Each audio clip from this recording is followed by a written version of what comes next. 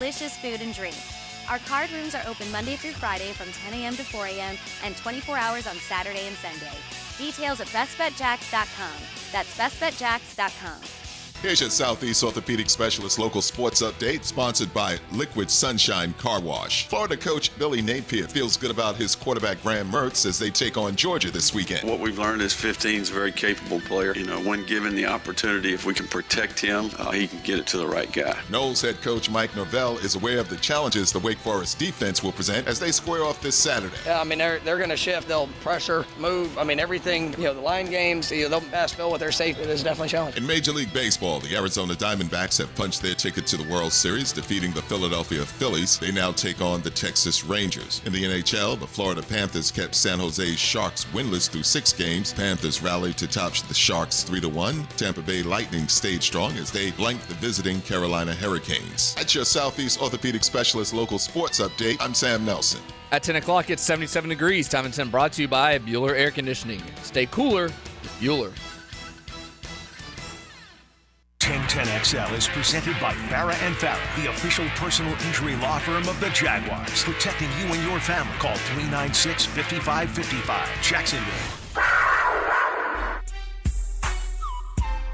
Hands it to Etienne, lowers his shoulder, into the end zone, touchdown! A 2-yard touchdown run by Travis Etienne. They toss it to the left to Etienne, he's got some running room, 15, 10, 5, toward the pylon, touchdown! Travis Etienne scores again! Checks it down underneath, that's a crossing route to Christian Kirk, 30, 25, 20, 15, 10, Christian Kirk to the goal line!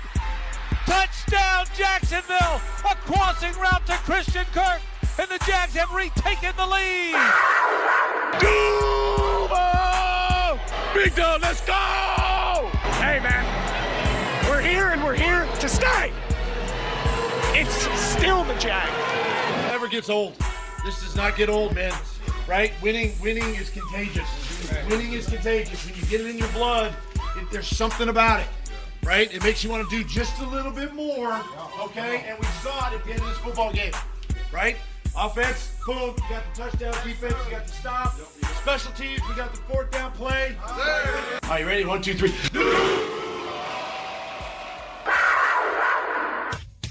1010XL 92.5 FM presents Jaguars Today with your hosts Mike Dempsey, Tony Smith, and Hold my pocket, Dylan Denmark. Oh, yeah, we got you on Pockets Cam this morning. I see you bouncing around in there on the YouTube channel. Good morning, everyone. Jaguars Today, midweek here. Feeling pretty good about ourselves, our team, 5-2. Hopefully getting a little healthier. Good morning, Tony. How are you? Good morning. Doing well. Repping yet another Jacksonville Jaguar piece of apparel out of your extensive wardrobe. Yeah, the salute to service shirt today. Right on, brother. Yeah. I salute you and your salute to service right there. So, hey, what's not to feel good about right now? Yeah.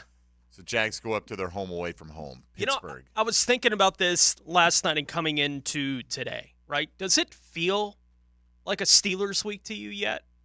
Like, we've done a few of these kind of games where they're going to Pittsburgh or, they've had playoff matchups, and understandably the hype would be, over the top for that kind of thing. But generally when they play the Steelers, it does feel like, for whatever reason, it's Pittsburgh.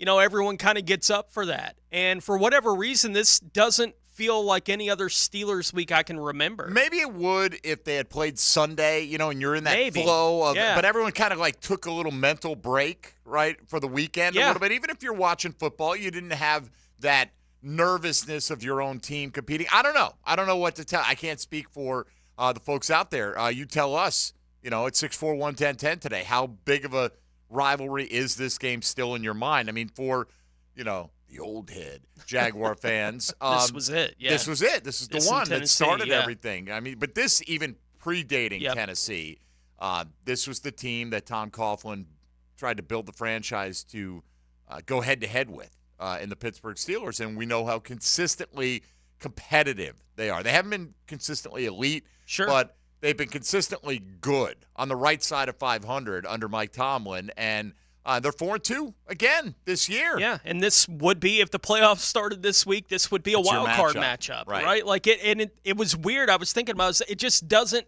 feel like Steelers week typically is felt around here, And I do think playing last Thursday has something to do with it. And plus, I just think I don't know. Maybe Jaguar fans just in the past needed something to get themselves up. Like now, hey, you're on a 4-game winning streak. Yeah. You're 5-2, and each of those 4 games in the winning streak had its own set of challenges, right? You're coming off a blowout loss to Houston, going across the pond. Mm-hmm. You scrap one out. Now you get the Buffalo Bills, and they're a higher level of competition, and we took care of business there. And then you get the Colts coming back in, new quarterback, never had a team have 2 weeks outside the country like that. You handle your business again. Oh, wait, short week on the road, primetime environment. And it's almost like you haven't had a chance to look ahead, right? Like everything you've done is to kind of keep pace and not squander the goodwill, because you squandered a little of it with the Houston loss. People weren't satisfied with the Kansas City loss, but it's still Kansas City. And most people can understand that that's not a guaranteed win. You felt like you were going to beat Houston, but maybe you made up for it with one of these last 4. So I don't know, Tone. I really you're right. It doesn't have that big kind of rivalry bent to it. And Not yet. I certainly think this generation of Jaguar fan, like the younger generation of Jaguar fan, again, I'm not trying to speak for them. I'm just trying to put myself in their mindset. If they didn't live through the mid-'90s, those early days, they've known a lot of success against the Steelers, right? This is a franchise that you don't have to look up to. They look up to you in some ways, right? You've had the 2007 and the 2017 seasons when you went to Pittsburgh twice, once in the regular season and again in the postseason, and beat them both times. Like, I don't know if there's that fear factor that, they get over on us factor until, like, I think the win against Tennessee helped some of that last year. Mm-hmm. Like, Tennessee kept us from the ultimate goal, but still, You finally gave one back. You got one back, and it got you into the postseason, and you got a game, and it was one of the most memorable games of all time. But you didn't advance as far as you wanted to go. No, I feel Tennessee is still owed some payback, right? Oh, for sure. With Pittsburgh, I feel like they're probably thinking they need to get payback against this team. And against Pittsburgh, the Jags have always been on even footing. Right, from the beginning of the franchise, they've always been on even footing with the Pittsburgh Steelers. They've won playoff matchups up there. I mean, we can go through the list of guys that have had monster games against the Pittsburgh Steelers in Jaguars uniforms. Thinking Freddie T, thinking Rasheen, thinking Leonard Fournette, thinking all kinds of guys. Bortles has had big games against the Steelers, right? Like there is a history of the Jags being successful against this Pittsburgh team, and I think some of it has to do with when the schedule got announced and you started circling these are the 4 or 5 that are kind of the turning point pivot games in the season, right? Can they beat Buffalo over in London? Can they beat Kansas City in week 2? San Fran and Cincinnati. Right. Like all those games were talked about a ton. Pittsburgh, not so much. Well, because that's expectations. It made sense right at the time. Well, now it's Pittsburgh week. You've won 4 in a row going into it. You got an opportunity to get to 6-2 going into the bye, and you're playing a team that right now is right in the middle of the AFC playoff picture. But this is enough, a big game, isn't it? That. I don't think you need it's Pittsburgh. We don't like the Steelers. We don't like the fans. We don't like the environment. We don't like the the sense of entitlement, whatever it is you might not like about the Steelers. If you even think about the Pittsburgh Steelers, I think this is more, all right, we got another team that we're capable of beating. It's kind of like they're in business trip mode right now, right? Just stacking up wins that cannot be taken away from them later on down the line. Take advantage when you can get them. We'll see how well they'll match up with the Steelers as we continue along this week. And, thinking through it, I think it speaks to, again, I agree with you. I think they are in business mode right now, but I think it speaks to just where the franchise is right now. Right? That this doesn't have to be a big deal of a trip. It's the next one. It's the next trip. Right? And that makes it a big deal. You got a chance to get 5 in a row, get to 6-2 going into the bye. That would be a massive achievement for this football team after the way it looked through the first 3 weeks of the year. You're playing a team that is right there in the playoff picture in the AFC. It would be a playoff matchup. It's a big-time road trip against one of the better teams in the conference, but it's not being circled as a can we please this is the rivalry game. It's not really. If the Denver Broncos were 4-2 and you were playing them this week, it would have all the same conditions, right? Like, here's a team that maybe you need to have a tiebreaker over when it comes to the postseason. Maybe they win their division. Who knows how it all plays out? But there's other than the fact that it is a conference game and it is a team that has a pretty decent record right now, there's it wouldn't, again, if the New England Patriots were in the Pittsburgh Steelers position or anybody, whoever that would happen to be. New England would have a similar feel. I think, given the playoff runs against New England, sure, that but would come back up. in terms of the actual importance of the game to this year's team, this year's team can't do anything to make up for the playoffs in January of 2018 or whatever. It's all they can do is take care of their business. And so from that standpoint, it's bigger than the San Francisco game because it is a conference game, right? It's not going to be as big as the next Houston or Titans game coming up. It is where it falls, and I just think for them, they've had a chance to catch their breath this week, and hopefully we'll get some guys back healthy. We'll find out a little bit later on. Doug Peterson's talking at 10:35 this morning, so we'll bring you some of his commentary a little bit later on in the show. Today, we'll also have John Oehser, who'll be at the Doug Peterson press conference weighing in. He'll join us in studio for hour number 2. Today's question of the day, not in poll form. We could have made a poll out of this, but I didn't want to leave anybody out, and I wanted to leave it open-ended for you to be able to reply. We're getting a lot of a couple of names commonly given to us as we ask, through 7 games this year, who do you think the most improved Jacksonville Jaguar is?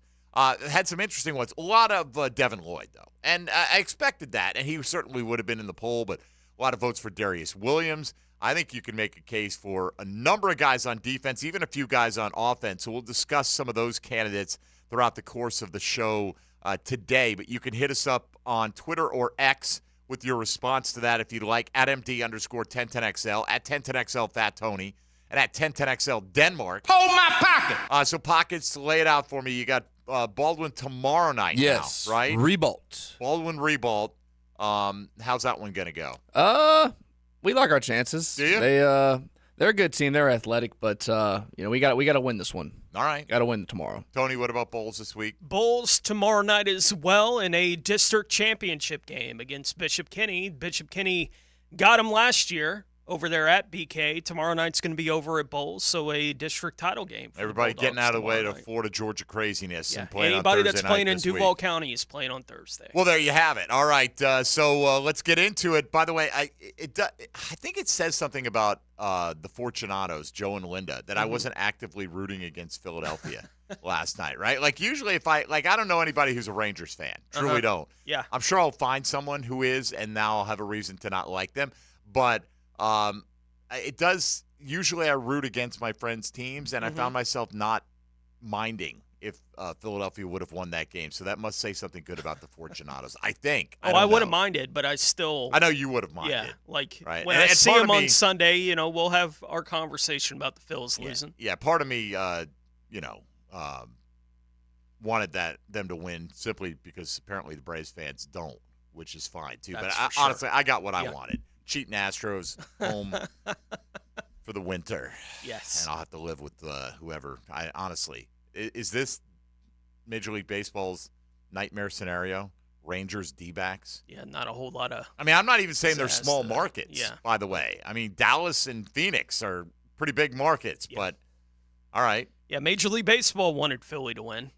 I'm sure they did. Yeah. I'm sure they did. All right, so today, get in. Let us know through 7 games who do you think the most improved Jacksonville Jaguar is. You can do that on social media. You can do that on the All-Pro Roofing phone lines at 641-1010. Same number for the text line designed by Lifetime Enclosures. And you can always hit us up in the YouTube chat as well. John Oehser in hour number 2. You're listening to Jaguars Today. Keep it right here on 1010XL and 92.5 FM. Hey, folks, Mike Dempsey here.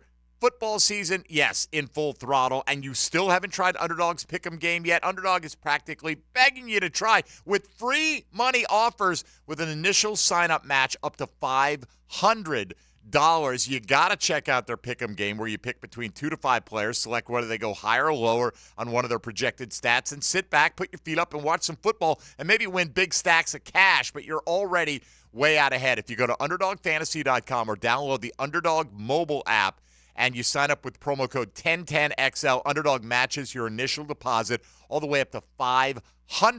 That's free money for you to play with and hopefully win. Again, that's Underdog Fantasy. Use promo code 1010XL. That free matching sign-up will not last forever, so take advantage with promo code 1010XL right now. You have to be 18 or older and present in a state where Underdog Fantasy operates, like Florida. Terms apply. If you're concerned with your play, call 1-800-522-4700 or visit ncpgambling.org.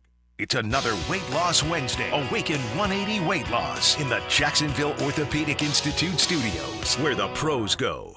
We're juiced up. We have the right mentality with the right energy. That ball is picked off by Foye Oluokun. Foye's a baller. He's a leader, great teammate. Foye Oluokun brought back the deflected interception for the score. He's one of the best linebackers I've ever played with.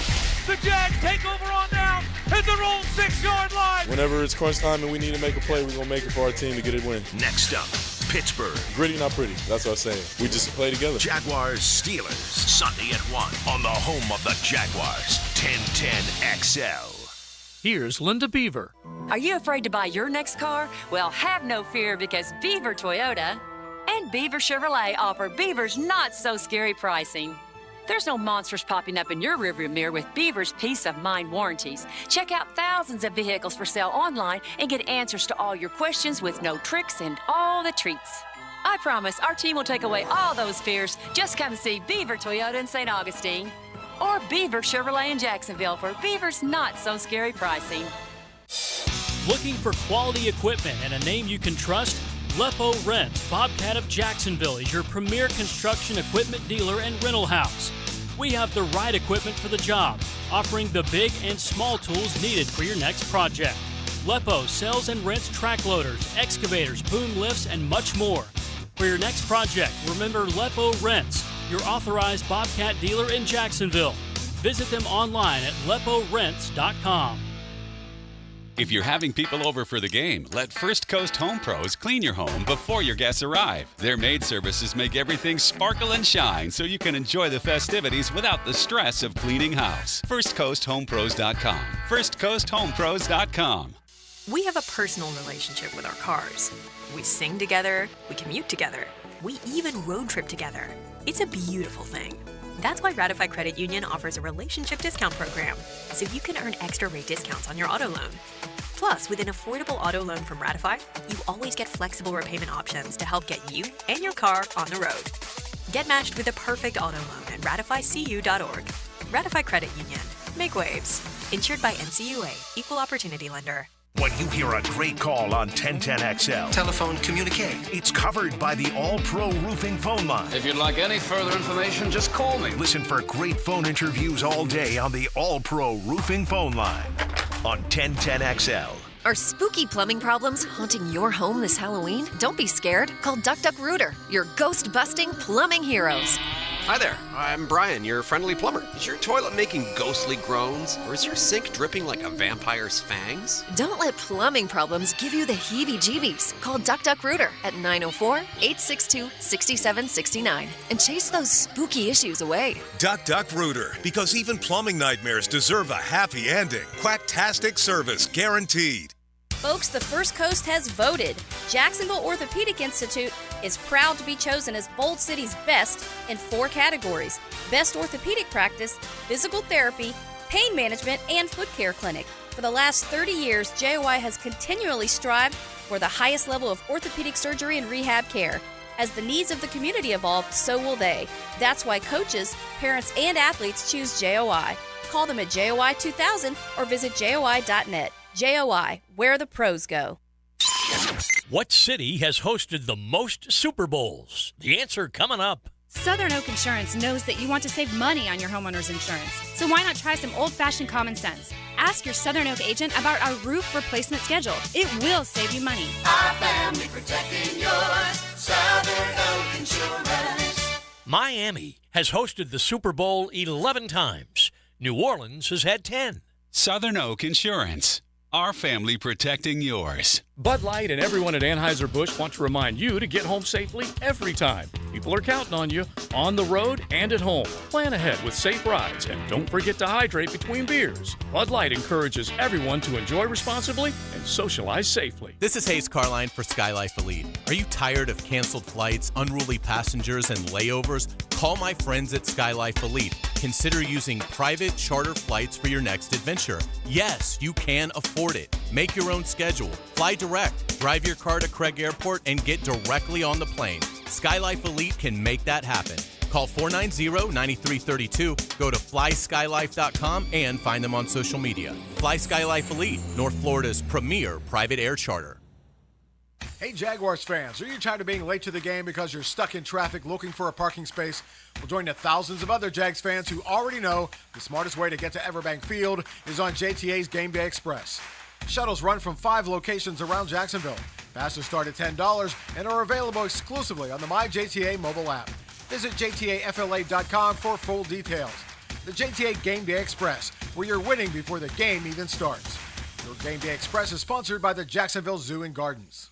1010XL is presented by Farah and Farah, the official personal injury law firm of the Jaguars. Protecting you and your family. Call 396-5555. Jacksonville. Oh No's with Jaguars.com's John Osher. Brought to you by Kingfish Pest Control, proud partner of the Jacksonville Jaguars. On 1010XL.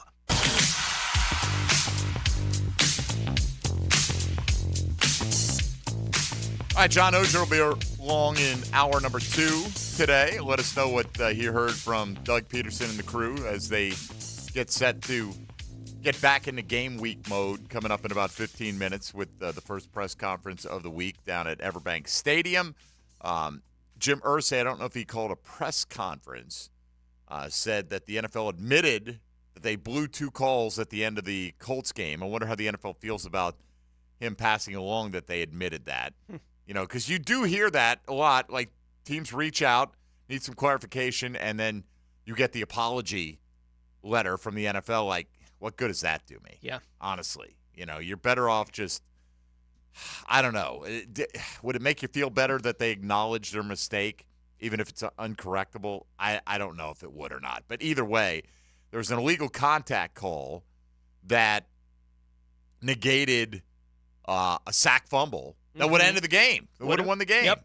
And they also had a pass interference in the end zone on an uncatchable ball.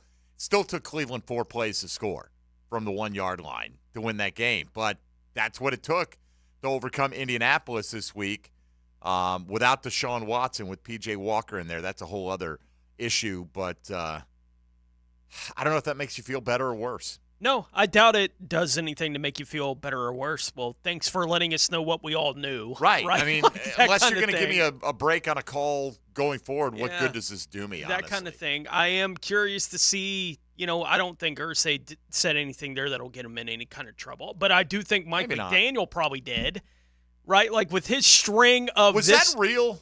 I hope it wasn't. I'm thinking it wasn't real because that account then started tweeting out some kind of borderline crazy stuff. Yeah. I think that was somebody making a fight Mike McDaniel. Right? Like we've talked Mike to all McDaniel these guys account. enough to know that, teams around the league, when they get into the week after the game, send video to the league saying, here's where we think you got it wrong. Right? Like those kind of things get reviewed, but it never gets hashed out in the public sphere. Like it's the league will review it and let teams know exactly like they did with Irsay there. Like, here's what happened. Right? We apologize. Won't happen again in the future, like that kind of thing. I'm sure all these owners have heard that about 1 million times, with whatever calls happen in a game. They probably aren't all as directly responsible for the potential outcome in a game like it was between the Colts and the Browns on Sunday, right? Like, it's like if you make either one of these calls correctly, Colts win the game, right? It's how they have to feel. Up there in Indianapolis, most of it doesn't come down to that week to week as far as the stuff you're sending in to get reviewed. Oh, that's a shame for the Colts that it did this week. It did, right. I'm not feeling bad for the Colts at all. I mean, whatever misery can come their way is fantastic, and the sooner the Jags can wrap up the division, the better. I don't even worry about the division. Like, I just don't. Even though this week, Houston plays Carolina.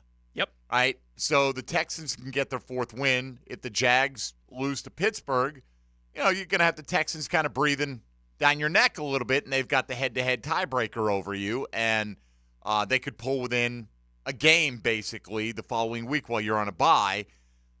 But I'm not that worried about the long term that the Jags are going to lose enough games and the Texans are going to win enough games. This game this week is more important just for, overall playoff seeding to me. That whole division is dangerous, the AFC North, and the Jags will play all of them. So, let's see how we stack up against some of these teams that are 4-2. Cleveland, for all the issues they've had at quarterback, is 4-2 right now. Yeah. Cincinnati got off to a rough start. They're still a dangerous football team. Baltimore's rolling at the moment. Yeah. So. Well, that defense there in Cleveland has kept them in it all season long. They didn't do anything for you, as far as stopping the Colts. They held them to one less point than they scored, right, I guess. But they scored. Yeah. Right? Like the defense scored on Sunday for the Cleveland Browns, so they still had that going for them. And looking at Houston, as you said, they're at Carolina this week, so I would expect You Houston. would think they'd win that game. Yeah, but and then it's home against Tampa the week after that while the Jags are on the bye. The one good thing you have with the Texans playing Carolina is Carolina would typically be in a position where they might be going, all right, we're 0-6 coming off the bye. Organizationally, maybe we put ourselves in position to have the highest pick. Well, that pick belongs to the Bears. Yeah. So we'll show you who made the right pick at quarterback. Exactly. Let's go, Panthers. Exactly. Yeah. Go out. This is a matchup of those two teams. But it's also in the rest of the division this week, Tone. It's Indianapolis playing New Orleans, who you beat, and Tennessee is playing Atlanta, whom you beat. So these are like the kind of parts of your schedule that you share with the teams in your division that, hey, if we can beat the Saints and they lose to the Saints, that's good on us. And, again, I think the Titans are signaling that they don't believe they can compete for the long haul this year. Yeah. The news coming out this morning, like we knew yesterday, Mike Vrabel said that both quarterbacks would play this week. Right. If Tannehill is not able to go, the news coming out this morning is that it does look like Will Levis will get the start. But they will both play. And they'll both play. And that the majority of it's probably going to go to Levis. Because we've drafted a rookie quarterback each of the last 2 years, and we have no idea if either one of them is any good at what we're doing. Right. That's the position that Tennessee Titans are in. And trading a guy who is a Pro Bowl, All-Pro level safety away from the team this week. The stories coming out immediately after that is Derrick Henry on the trading block for the Tennessee. Like, that would be the real throwing in the white towel moment. I mean, he's been the identity of that football team for basically almost the entirety of his professional career. Yeah, outside of year one. Right. When they still had Murray. Kind of getting into the groove, but he has been, certainly for the last half decade plus, has been the face of that franchise. Just would hate to see it go. But when I get if you take a guy in the third round like they did with Malik Willis, and you're not 100% convinced he's the guy, but then if you're going to follow that up with a second-round pick, you better be convinced that guy's better than the guy you just took in the third round. Somebody, yeah. And the fact that Malik Willis has been the one that they've gone to this year leads you to wonder where Will Levis is. I guess we'll find out this week. Yes, we will. As he gets ready to play with not exactly the most stellar group of pass catchers there when Treylon Burks is not available, and even with Treylon Burks, he's not very proven at this point. So it's fantastic to see Tennessee in a little bit of disarray. I don't think Indy will be the long-term threat with Gardner Minshew on a week-to-week basis. Minshew does give you some highlights, but boy, does he have a tendency to want to give it to the other team too. Lost 3 fumbles. Yeah, watching that game this week. And he does give you the highlights, but look, we got to see it for a couple years here in Jacksonville. You saw it a couple weeks ago here in Jacksonville, right? When Gardner Minshew was here with the Colts. If you've watched Gardner at all, you can watch at the snap. When he gets to that back foot, you can tell whether it's going to be a good play or not, basically. Right? There's something about that guy that when he gets there, he either gets the ball out or he's going to hold it. And every time he holds it, you're just like, oh, no. Right? Like if you're oh, no. And that's what happened on Sunday against the Browns, too. Look, he made plays. I'm not saying that he didn't make plays, but every time he hit that back foot and the Browns confused him at all, that's when he got hit. The ball's out. He's throwing interceptions. Like, those kind of things happen with Gardner Minshew, and it's why he hasn't been handed the reins anywhere yet, because even on Sunday it showed up. He's a really good backup quarterback. right? Yeah, and they're going to ride him through the rest of this year, and that makes sense for the Indianapolis Colts to do it that way. But they're not going to be a threat in the AFC South with him. He as might the QB. even be better than a few starters in Yeah, the league, honestly. might be. Right? But not so much that you'd go out and want to make him the centerpiece. You're not hitching the wagon to it. Yeah, those are the teams that are constantly looking to upgrade their starter as well. And there's always a handful of those teams out there. But again, right circumstance, like I still believe if you put him with Kyle Shanahan and you had all the talent that San Francisco has around him like Brock Purdy does, he would be fine. Yeah. You know, and as long as he, you know, a couple of those borderline plays where you're holding your breath, oh, please, no. If he could work that out of his system, and I think he could under Shanahan. I mean, Purdy basically does what he's asked to do, and then you see game on the line, wasn't able to get it done in that circumstance, but he's basically come through playing a very conservative, mistake-free brand of football up until the last 2 weeks. You saw it when he was in Philadelphia for a couple of years. When he played, it's like he's fine, right, playing in Philadelphia. He's just not nearly as good as Jalen Hurts, right? Like, that's okay, you know, for Gardner. But Isn't he was it crazy, fine. though, that there are a lot of Philly fans that thought that was going to be a big-time competition. And then Hurts went out and almost won league MVP. A year after they went to the playoffs with him. Yeah, no, I got you. Yeah. All right, let's do this in terms of the Jacksonville Jaguars. Let's you and I come up with the list of candidates for the most improved player this year through 7 games, based on our expectations going into the beginning of the season, or even in the case of a handful of guys, I think, based on what we saw at the beginning of the season. Because I think some guys have improved, Tony, from 2022 to 2023, and it's pretty evident. I think other guys have improved from week 1 and week 2 to what they're doing right now on the football field, and that's evident as well. So let's run through some of the candidates that we think are strong in terms of the most improved Jaguars on the field so far this season. Also, coming up in about 5 minutes, Doug Peterson and company scheduled to meet with the media for the first time this week down at Everbank Stadium. Hopefully we get a little bit of an injury update on some of the Jags that have been out for a while, and we'll pass those thoughts along to you as soon as we have them. John Ogier will join us from Jaguars.com. Coming up in hour number 2 with Tony Smith and Dylan Denmark. I'm Mike Dempsey, your Chad and Sandy Real Estate question of the day today simply asks you through 7 games, who do you think the most improved Jacksonville Jaguar is? You can hit us up in any of the many ways that you can give the show feedback and let us know what your response to that question would be. You're listening to Jaguars Today. Keep it right here on 1010XL and 92.5 FM. Hey, folks, Mike Dempsey for Awaken 180 Weight Loss. Saw a friend of mine hadn't seen in, I don't know, a couple months. Yesterday, he goes, hey, Skinny Mike. I'm like, hey, that's what people call me.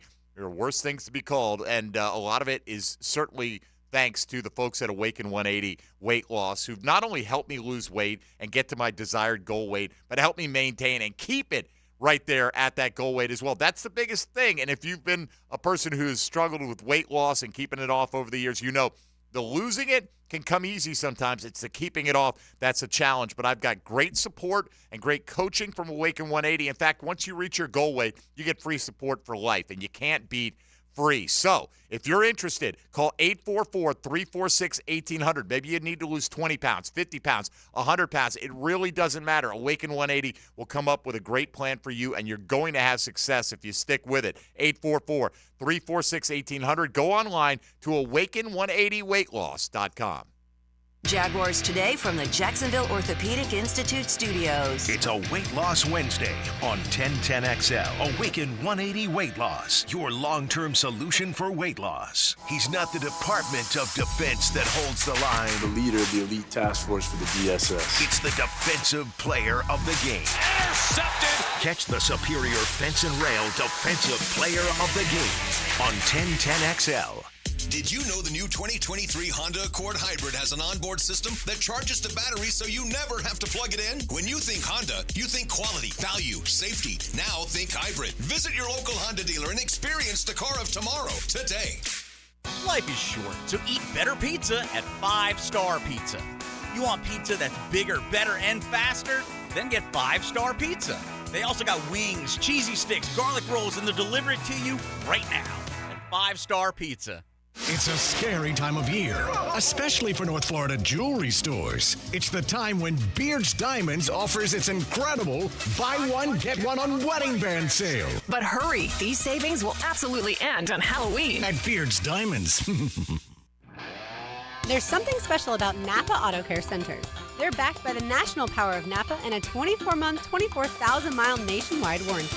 But more importantly, your Napa Auto Care Center is locally owned and operated by a strict written code of ethics. Put your vehicle in the hands of ASE-certified technicians you can trust. Find us at jacksnapaautocaregroup.com.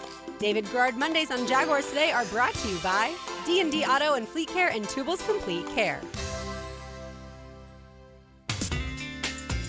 W's and L's are what it's all about in football season, and you know you want to be a winner. Well, don't forget about calling Florida Home AC at 777-4300 before all your friends come over and that AC or heating unit conks out. You'll have that L on your forehead, and that sticks. Make sure your AC can handle the heat and invite the gang over for a win. Florida Home AC, the official AC partner of the Jaguars, with prompt and quick service to make sure you stay cool in the heat and warm in the winter. It's the blog players put their pads on for. So we want it, we got to bring it. My thoughts and observations on our home team. That's what I share with you every week on my blog. Roland Reach Plumbing brings you Hayes Blog on 1010XL.com. Don't wait for tomorrow. Make the days count. Gatorade has carbs to fuel and electrolytes to help replenish, so you can count on the proven formula. Nothing beats Gatorade. Find it at your local Winn-Dixie. For the athletes who give everything, nothing beats Gatorade. The studied, tested, and proven fuel for the world's greatest athletes. Gatorade, proudly supporting high school sports on the First Coast. Follow every Gators game on 1010XL. Brought to you by Renewal by Anderson Windows and Doors, the official window and door replacement company of the Jacksonville Jaguars. And Farah, the official personal injury law firm of the Jaguars. Get ready for big hair and big hits with Warrant. Sweet cherry pie. November 3rd at Thrasher Horn Center. Spend the night in rock heaven. Heaven isn't too far away. Warrant, featuring 4 original members finely tuned in tip-top musical form. Warrant, playing the hits. See Warrant at Thrasher Horn Center. Get your tickets now. This is Hayes Carline for First Florida Credit Union. I bank with First Florida Credit Union because I trust them. I can always count on them when it comes to the vast services they provide. First Florida Credit Union was voted Best Bank in the 2023 Best of Bold City Community Choice Awards, and it's easy to see why. I go to the branch off 210 in St. Johns County and the new Durbin location, but they have 10 branches in the Jacksonville area.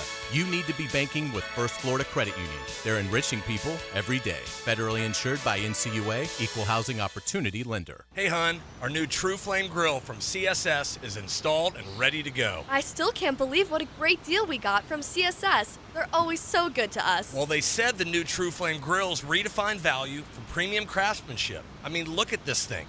Multiple heat zone separators, stainless steel to withstand the weather. A lifetime warranty and cool lighting so we can grill at night. Okay, let's get cooking. True Flame Grills. See them today at CSS Fireplaces and Outdoor Living.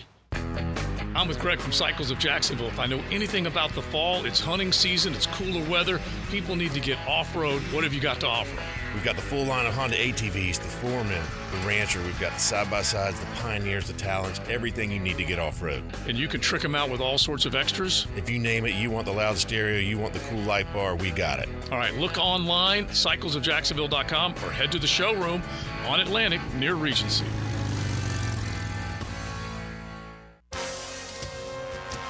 This is Dr. Kevin Kaplan, head team physician for your Jacksonville Jaguars. Here's the latest update on the Jags, brought to you by Baptist Health and JOI. With the trade deadline approaching, the Jags could potentially add to their already impressive roster. Jags Hall of Famer Tony Baselli gave his thoughts on how the Jags should attack the market. If you're 6-2, you are sitting in a position where the number 1 overall seed's still in play, a lot of football left, you've proven you're one of the best teams in the AFC, and you know you need more pass rushing help, because right now the only guy who can win consistently at a high rate is Josh Allen. Do you give maybe a little bit more than you're comfortable with to go get that guy to complete your defense. Yes. I think you do. I would. Tony Baselli from Jaguars Happy Hour. I'm Molly McDonald with your Jacksonville Orthopedic Institute Jaguars Update. 1010XL is presented by Farah & Farah, the official personal injury law firm of the Jaguars, protecting you and your family. Call 396-5555, Jacksonville. Oh, noes. With Jaguars.com's John Osher. Brought to you by Kingfish Pest Control, proud partner of the Jacksonville Jaguars. On 1010XL.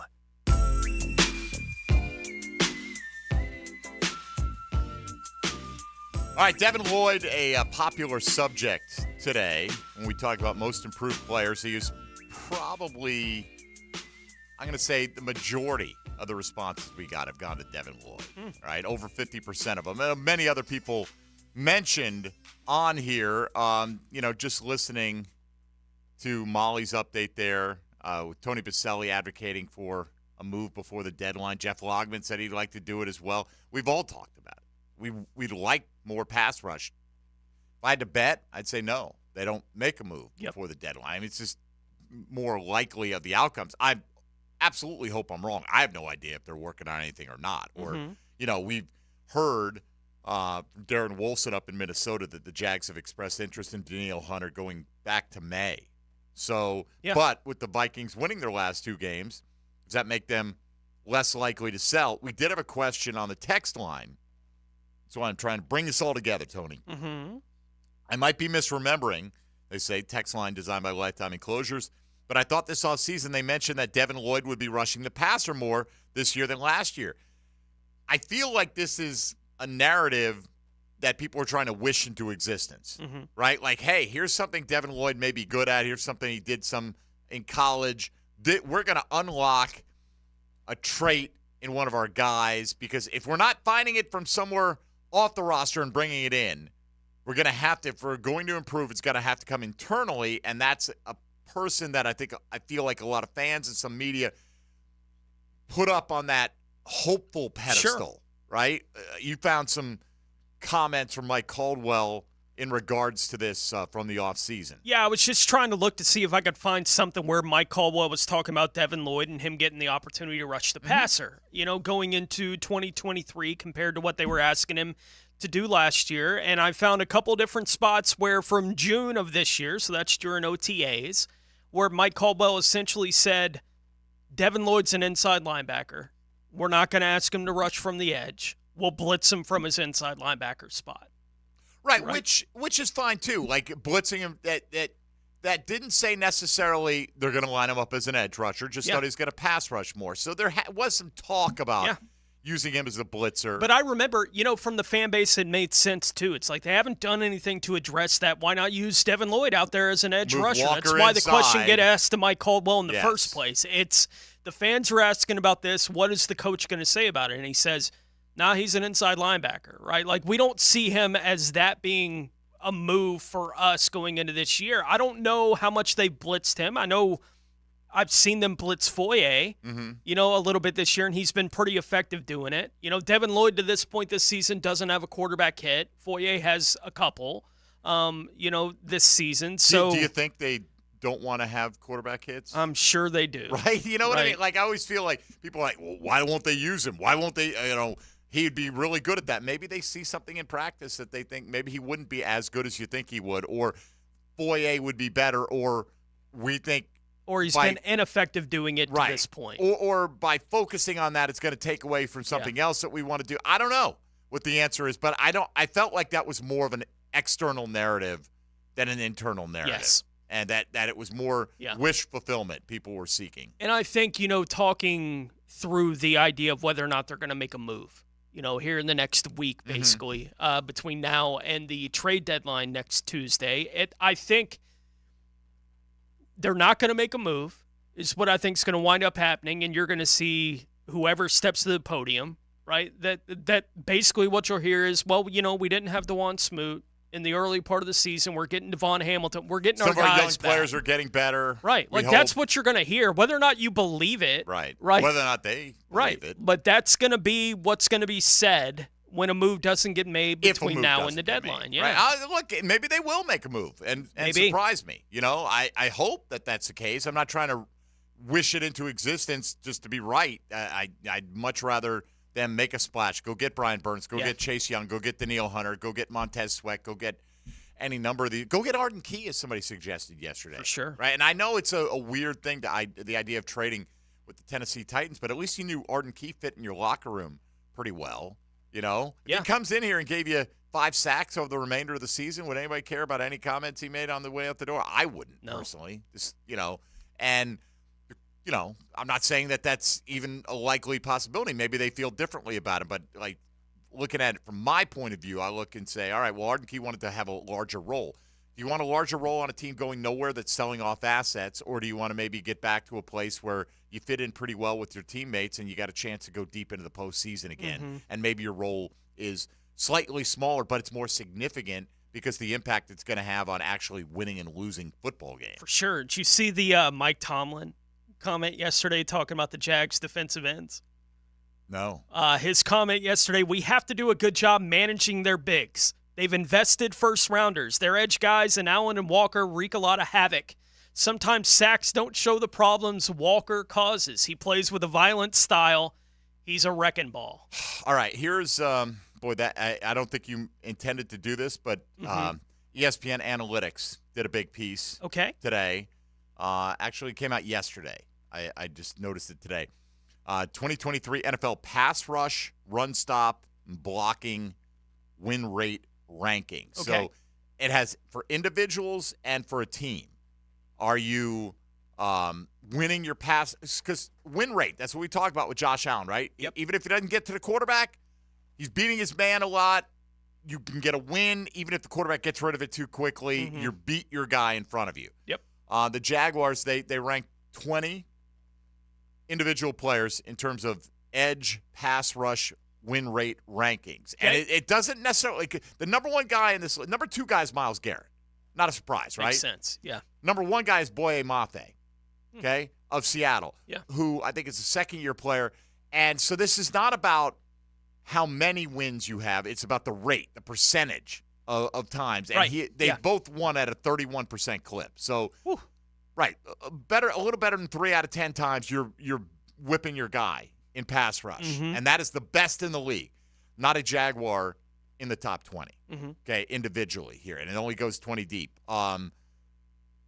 Among those... What's the percentage at 20? At 20, it's 20%, as a matter of fact. Among guys in the top 20, Micah Parsons, Brian Burns, Hassan Reddick, Leonard Floyd. So this seems to be Max Crosby, Nick Bosa. This seems to be a pretty translatable stat, right? Yeah. Like, hey, if edge rush win rate, those are the guys we think of as the best pass rushers in the league. Their names are on there. Okay, fine. Defensive tackle pass rush win rate rankings. I bet that's ugly. We ain't in there either. Yeah. Let's just put it that. I mean, I don't know how far down you'd have to go. Number 1 in the league, Jalen Carter. Coming in, and he's winning 26%. He's only one of 2 guys over 20% as a defensive tackle. Osi Odigizua of Dallas, who's really not many people know who this guy is. This guy just wrecks games on the Dallas defensive line. But you look at this: Javon Hargrave, Christian Wilkins, Aaron Donald, Quinnen Williams. This is, again, a very translatable number here. Offensive tackle pass block win rate rankings. Nobody in the top 20. Interior pass block win rate rankings. Nobody in the top 20. Then it ranks top 10 edge stuffers. You think, hey, Josh Allen's got a good reputation there. He's not ranked in the top 10. Defensive tackle, nobody in the top 10. No offensive linemen in the top 10 at interior or tackle in terms of win rate. But here's the thing. They do the overall team win rate rankings, okay? Jags, as you would expect, are a little bit better defensively. Their run-stop win rate is 12th in the league overall. So collectively, they've been right at about the top third of the league in terms of run block win rate. Are you getting off those run blocks? They're 20th in pass block win rate. So it's not the worst, but it's certainly nowhere near elite status. In terms of, I'm sorry, that was pass rush. So that's the defensive stats. In terms of pass block and run block, the win rates for this offensive line, Jags are 29th in pass blocking, and that's the good news. They're 30th in win rate among run blocking. Mm-hmm. Their offensive line is not doing the job. No. And, when we looked at that poll that we ran, which one of these injured guys needs to get back here soon enough, I didn't know these numbers, but my vote went for Walker Little because, protecting Trevor's job one, but they've just got to be better up front. Somebody made the suggestion on the text line, instead of going after a pass, like an edge rusher, what about a defensive tackle like Jonathan Allen? And, cites how he's been disruptive. He's got 3 sacks coming off 5.5, and which is good for a defensive tackle. But for sure. I feel like that's one spot. We got Devon Hamilton getting ready to come back. He practiced in full last week. Hopefully we're going to hear some good news on him here coming up momentarily. Mm-hmm. It doesn't make a whole lot of – I think they've done a decent job with their defensive tackles, and they're hopefully about to get their best player back in that position group. So wouldn't go down that road. No, yeah. Among guys who've improved on the defensive side, Darius Williams, for sure, right? Mm-hmm. I mean, showing up big time. Andre Sisco. What about Tyson Campbell? Mm-hmm. Is he better than he's been, or is he about the same guy you expected him to be? He's about what I expected him to be, I think. Going through it, putting together my list, I came up with 8 names, 6 of them on defense. Okay. Right, which made sense to me even while I was doing the list. After I looked at it, I was like, that makes sense. Josh Allen on your list? Yeah. Okay. The defensive side of the ball is where so much of the improvement has come, right? And I've been surprised, right, with so many guys. Let me see how many I can get of you've got 6 on defense or 8? I got 6 on defense, 2 on offense. All right, so you've got Devin Lloyd. Yes. Darius Williams. Yes. Josh Allen. Yes. Trey Herndon. Yes. Okay. Andre Sisco. Yes. One more. Who am I forgetting? Yep. Just running through this. Boy, I wouldn't put Foye because I think Foye has just probably been underappreciated, and he's always kind of played at this level. Do you have Foye? I do. Okay. That's kind of who I thought you might have, but I don't know if he's improved as much as we're all sitting up and acknowledging what he's been able to do for this football team. I think Devin Lloyd's improvement is unlocking things for Foye Oluokun. And it's not because I think that Foye hasn't been a great player, since he got here to Jacksonville, but I do think there's another level for Foye, and it feels like, especially in the last 2 weeks, we've seen him reaching towards I hear that. I could make the devil's advocate argument that it's just enabling him to do the things he's already good at more. Sure. Which doesn't make him necessarily improved. It's just allowing him to be who he is. Yeah. But whatever. That's a little bit semantics. He's having a great year. Yeah. The 2 on offense were a bit harder for me to try to sift through. Etienne's 1. And is he that much better? I'd have to look. Are the yards per carry numbers up there? And part of it for me with Etienne was when he carries the ball, there were times for broad swaths of the season last year where I was like, just hold on to it. Okay. Right? And I don't even have that thought right now security. with Etienne. Yeah. And he's still giving you the touchdowns on top of it. So he's one of the 2 guys on offense I had. Let me just look at his numbers from last year to this year a little bit here. Where is he? No, he had a big year last year, too. Right. That's the thing. The 5.1 yards per carry down to 4 this year. And I'm not saying that's all on him, but I can understand because he has been so good at putting points on the board for this team that I don't have an issue. I think you could make the argument Travis Etienne's your offensive MVP very easily. For sure. All right, let me take a look here. Offensive line-wise, if I was going to go with an offensive lineman, I'd say Anton Harrison, and I would put him not in the category of improved from last year, but improved from where he was at the outset of the season. Is that your guy? Anton's the guy. Yes, look at me. And specifically after... Share brain cell, big man. Specifically after week 2. Yeah, I right? think and what happened with him with Jones. I mentioned that earlier about guys internally improving since the start of the year. He's a strong candidate for that, right? He was he had a really good game this week. The offensive line in general had a really good game this week, but you're starting to hear more and more praise like, hey, he's handling his business, things like that. So I like it, Like it does, and going through this list, I think when you take a look at it, those are the 8 that I came up with, right? I think Trevor's improved from where he was at this time last year. Probably, I think if you look at where he ended the back the half of the season, he ended it so hot that, has he elevated from that? No, probably not. But if you look at where he was through 7 games last year, I think we'd say, you know what?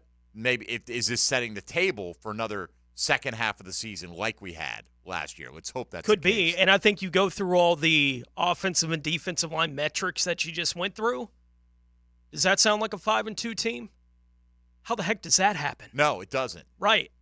So the turnovers obviously are a big part of that. They're forcing them in bunches to this point this year. The biggest part of the defensive story. Yeah. Gotta be. And Trevor Lawrence helps this team in ways that I don't even think we can exactly figure out how, at this point with what he offers them. I think there is something to that. And I think going through the players that are most improved, my goodness, if you're asking me this question before the season, the guy that I wanted at the top of this list was Trayvon Walker. And where is he? I'd want Trevor at the top of the list. Right. But beyond that, you always want the quarterback to be the best, the most improved, because he can carry the most weight. Yeah, and I think, but Trevor at the end of last season was playing like an MVP. I understand. Right? So if they got that going in this year, I get it though. But it was Trayvon, big step up, year 2, here we go. Right, like show it to us. And doing a list like this today, it's right.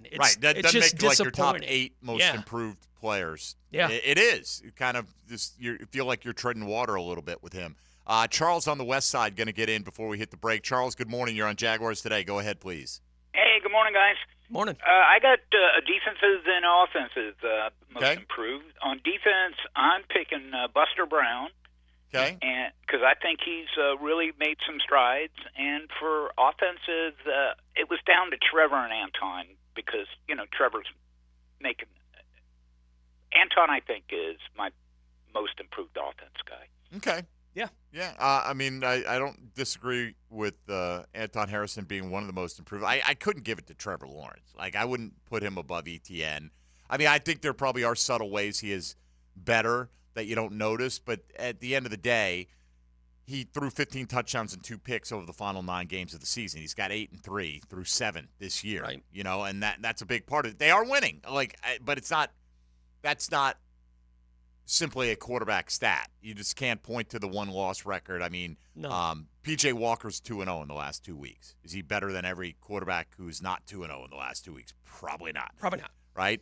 So anyway, yeah. A lot of good candidates, and I think that is good for this team, and that's why, in part, they are 5-2. You're right, though, Tony. Turnovers, huge part of this whole equation, and I feel like the offense is just doing enough. I mean, they're putting up the points, even though it's not in spectacular fashion. But, even this week, 7 points directly from a pick 6 from the defense. And if they're not near the top of the league in takeaways, they're probably more like a 3-4 team right now, probably. Quite frankly. But, hey, they are.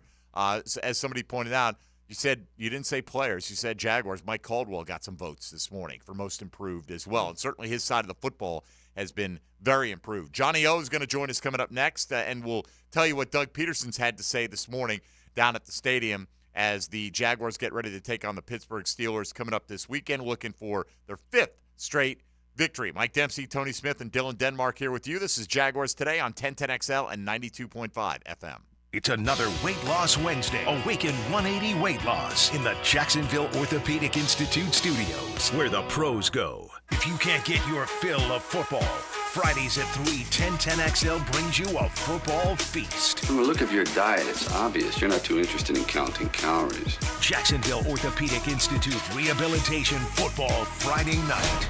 Mia here. Believe it or not, the holidays are coming. So why not make the trip to Grandma's house in style and comfort with a little help from my friends at Arlington Toyota. Arlington has over 575 new Toyotas available, and your new Toyota purchase comes with Arlington's lifetime warranty. Arlington even has all makes and models of used inventory. I'm talking over 400 on the lot.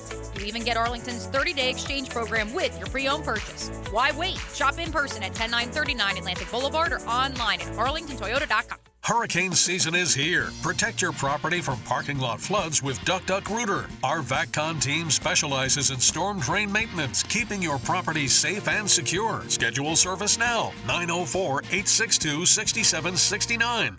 Even as prices seem higher on almost everything lately, you can count on Famous Quick Lube to still have the best price in town on quick oil change service. Visit any of their 13 locations, including the new shop on San Jose and now in Jax Beach. The Famous team will have your oil changed, tires rotated, and fluids topped off before you can finish your coffee. For fast, friendly service, personal VIP attention, and the best price in town, go to Famous Quick Lube, servicing every customer like they're famous. Hacker here, and look, football season is in full swing, and no game day setup is complete without the Sausage Dude sausage. I'm a sausage guy, and the Sausage Dude sausage is the best sausage I've ever had. Try their 4 terrific flavors, including Polish, Hungarian, beer bratwurst with jalapeno, and my personal favorite, the Italian today, by picking them up at any Publix in the Jacksonville area. Football and sausage, it's a winning combination. Go get the Sausage Dude sausage at any Publix in the Jacksonville area right now.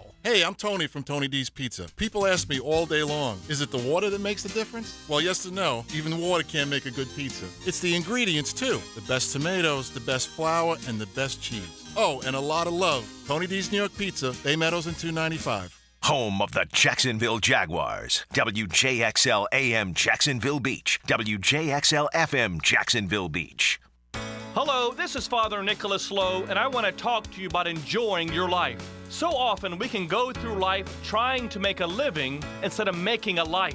Yes, it's good to be goal-oriented, but let me encourage you today that our days are numbered.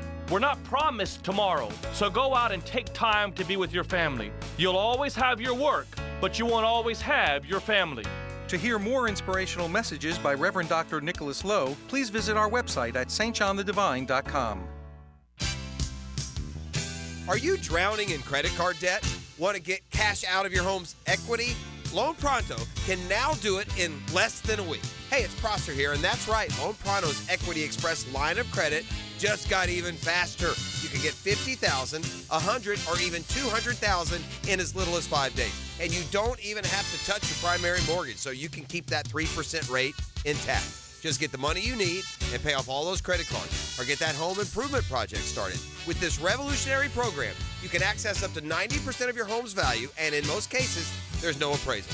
Stop paying insane interest rates to the credit card companies and get tens or even hundreds of thousands in cash in as little as 5 days. Call Loan Pronto now for the even faster Equity Express line. 904-999-1508. LoanPronto.com or 904-999-1508. That's 904-999-1508. Equal housing lender, NMLS 1661781, subject to lender approval. If your lawn is not as green as you'd like, it's time to go orange by calling Orange Environmental Services, Jacksonville's highest quality pest control for over 45 years. Frank Frangie here. I've trusted Orange Environmental to take care of our home's pest control needs for years. With the Orange Shield Protection Plan for your home or office, you can relax knowing Orange Environmental will handle pest control, termite control, and mosquito control. Orange Environmental has been giving Northeast Florida peace of mind from bug problems since 1972. Call them today at 272-3284. The age of light beer is here. Modelo Oro, treasured for its smooth, elevated taste and crisp, clean finish. 90 calories, 3 grams of carbs. It's the gold standard of light beer. This is Keith Catlin for Catlin Truck Accessories, and we are so blessed to be in business for over 100 years. Over 100 years of the best product and customer service means you can count on Catlin. From Roll-and Lock bed covers to Lear toppers to Cam Locker toolboxes, Catlin Truck Accessories has you covered when it comes to your truck or van. We do those too. Got a fleet of vehicles? We can outfit them all. Can you count on Catlin? One name, one location, 100 years. You can count on Catlin. Hey folks, Mike Dempsey here. You've heard me talking about Pella Windows and Doors. With great ratings and expert reviews, you know they're high quality and energy efficient products. So what's your next step? Schedule a free consultation at PellaJacks.com or just stop by the Pella showroom on Phillips Highway. Their professional design consultants will guide you through your entire project from start to finish. And that's the quality and service you can expect. from Pella Windows and Doors. Here's your 1010XL local sports update, sponsored by the YMCA of the First Coast. The Florida football defense will have to step up as they take on number 1 Georgia, says head coach Billy Napier. We need to do better. Ultimately, we'd like to take the ball away a little bit more. Georgia's head coach Kirby Smart isn't concerned with the pressure that comes with being undefeated. Don't think about it a lot. The focus is not on the wins and losses of the game. That's going to come to an end at some point. The NBA season kicked off last night. However, the season openers for the Miami Heat and Orlando Magic are this evening. As both teams are in action, the Magic will take on the Houston Rockets, while the Heat will square off against the Detroit Pistons. Florida High School Athletic Association Region 1 through 4A volleyball postseason first round opened on Tuesday. Bishop Kenny won over Yulee. Top-seeded Trinity Christian rolled through its opener. That's your 1010XL local sports update. I'm Sam Nelson on 1010XL and 92.5 FM. At 11:04, it's 77 degrees. Time and 10 brought to you by Bueller Air Conditioning. Stay cooler with Bueller. 1010XL is presented by Farah & Farah, the official personal injury law firm of the Jaguars. Protecting you and your family. Call 396-5555. Jacksonville.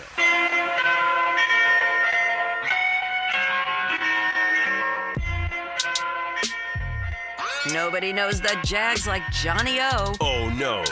Brought to you by Kingfish Pest Control, proud partner of the Jacksonville Jaguars. on 1010XL. Hurry up, everybody. Check out the YouTube chat. You can see Johnny's raring to go right now. Glasses on top of his head, sunglasses on his forehead. Who comes in rocking 2 pairs of glasses? Johnny O. Johnny O, apparently. Tony.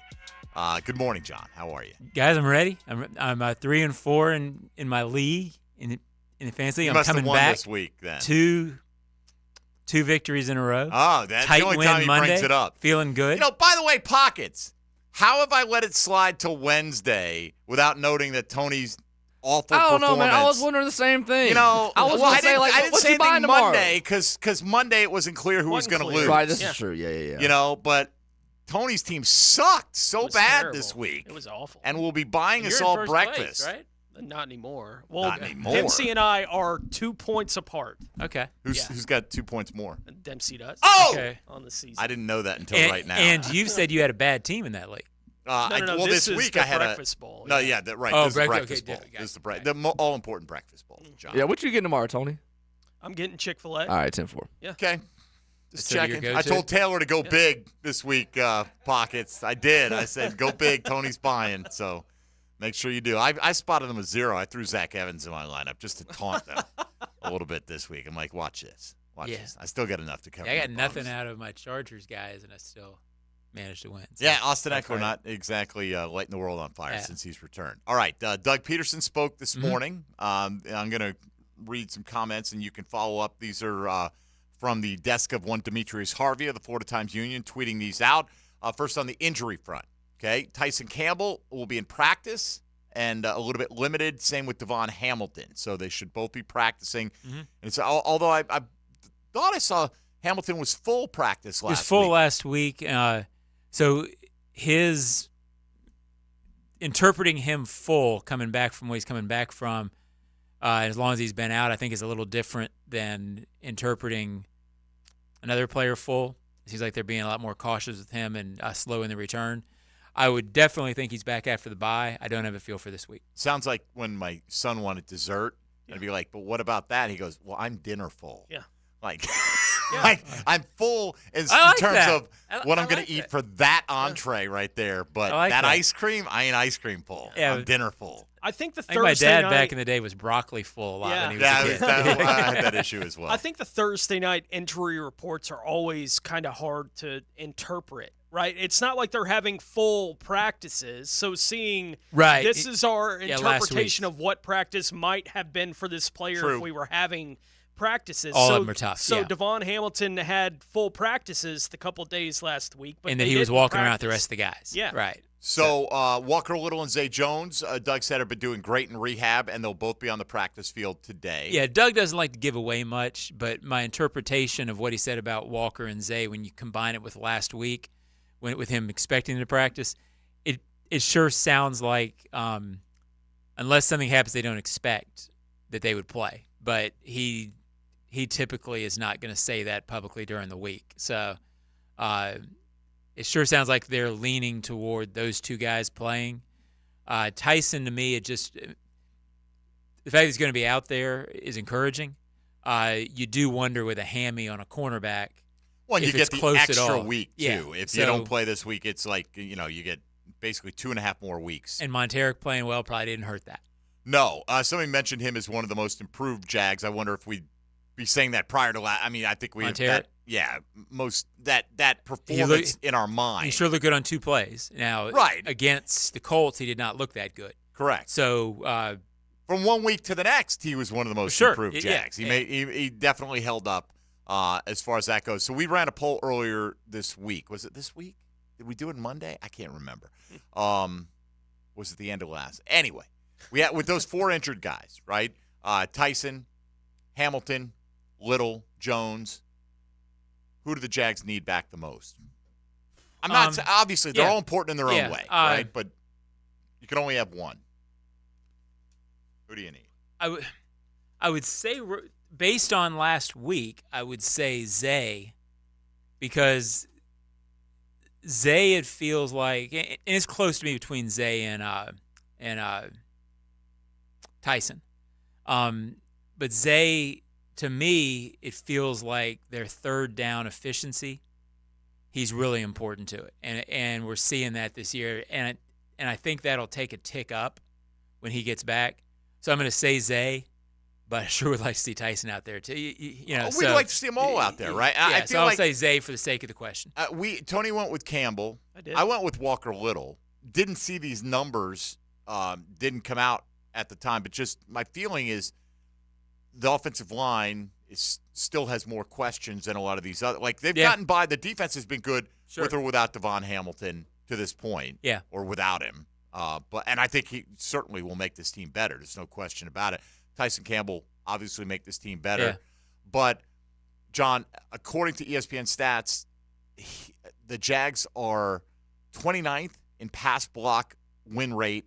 They're 30th in run block win rate. That's not good when there are only 32 teams in the National Football League. I mean, they're getting by. They're scoring points. Yeah.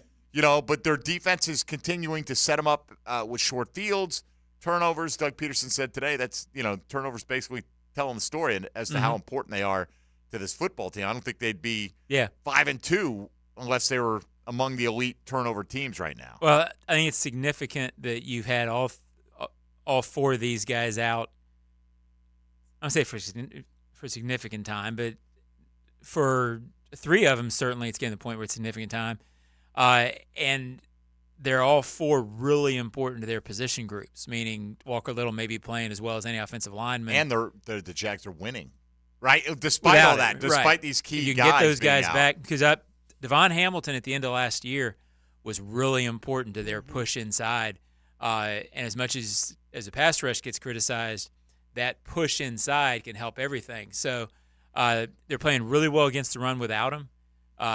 When he gets back, you would think they're going to be, really, really good against the run. So it's encouraging. No, it is. And their best metric on that was run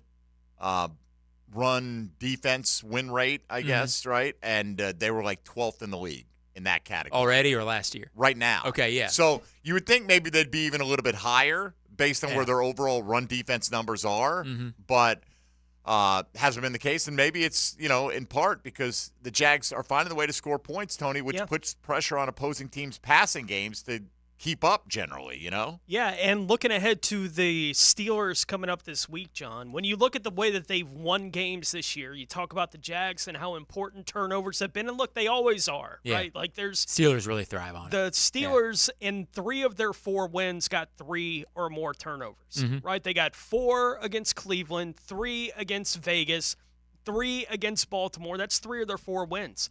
Last week against the Rams was the first time they won a game where they only forced 1. Right? Like but they were still +1 in turnover differential, which is a big difference maker. The Jags have been able to tilt that in their favor and they basically got all year. Last week, the Steelers only got 1, but it was the game. It was the play at the start of the first half where second half where T.J. Watt intercepted and set up a touchdown. So may have been only 1, but it turned the game around. So that's what they do. they're not a great run defense, but they get you in enough situations where they can rush the passer, then take advantage of it. They're a great edge rushing team. They're probably the opposite of the Jaguars defensively, meaning the Jaguars are really, really good overall, probably not a great edge rushing team. Steelers are the opposite. They take advantage of the moments when they have them on defense. So they're dangerous to me, the Steelers, because I think the Jaguars are better, but the Steelers play really well in the second half. You're playing them up there. They're not going to believe they're out of the game. Of course not. Even if you get a lead on them. And the Jaguars have, they've protected their leads. They've maintained them, but they've given up some. So that dynamic, to me, makes this game very interesting. All right, more with John Oehser straight ahead. More from Doug Peterson's commentary this morning at his midweek press conference, and we'll get into it with John on who he thinks some of the most improved players are on this Jaguar roster through the first 7 games of the season. You're listening to Jaguars Today. Keep it right here on 1010XL and 92.5 FM. Hey, folks, Mike Dempsey once again for Underdog Fantasy. Whether you're like Johnny O and your fantasy team has won 2 games in a row, or you're suffering through a losing season, either way, enhance the fun and excitement of game day by playing Underdog Fantasy's Pick'em game. Right now, Underdog is offering you a great deal to sign up and try it out. They've extended a $500 new sign-up match. So now's the time. When you go to UnderdogFantasy.com or download the Underdog mobile app, sign up using promo code 1010XL, and whatever you deposit on your initial deposit, Underdog will match that dollar for dollar all the way up to $500. Then to play Pick'em, you pick between 2 and 5 players, select whether they go higher or lower on one of their projected stats, then do what you usually spend game day doing. That's putting your feet up and watching football. You can win up to 20 times your money in a single game. It's a fantasy game. The cash is very real. So navigate on over to UnderdogFantasy.com. Don't forget promo code 1010XL for that $500 new sign-up match. That offer won't last forever.